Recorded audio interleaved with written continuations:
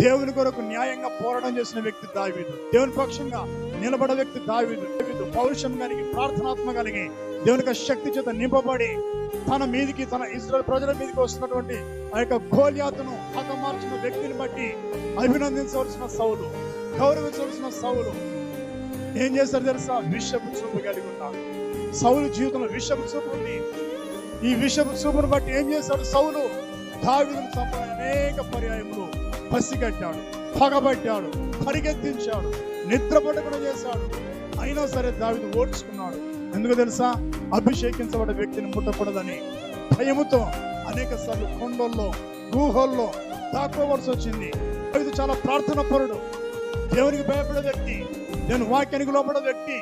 కాబట్టి సౌలు అభిషేకించబడ్డాడు కాబట్టి అతనిని ముట్టబోద్దని చెప్పి దావీదు అనేక సార్లు తప్పించుకున్నాడు. ఏ తప్పు లేకపోయినా, ఏ నష్టం చేయకపోయినా కొన్నిసార్లు సౌలు ముందు తలదించుకోవాల్సి వచ్చిన పరిస్థితి, తలదాచుకోవాల్సిన పరిస్థితి.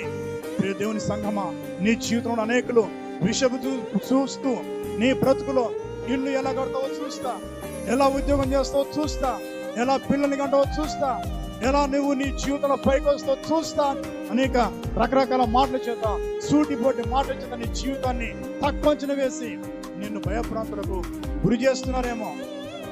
నీ జీవితంలో అనేకులు అనేక రకాలుగా మాట్లాడుతూ నిందలు వేస్తున్నారేమో.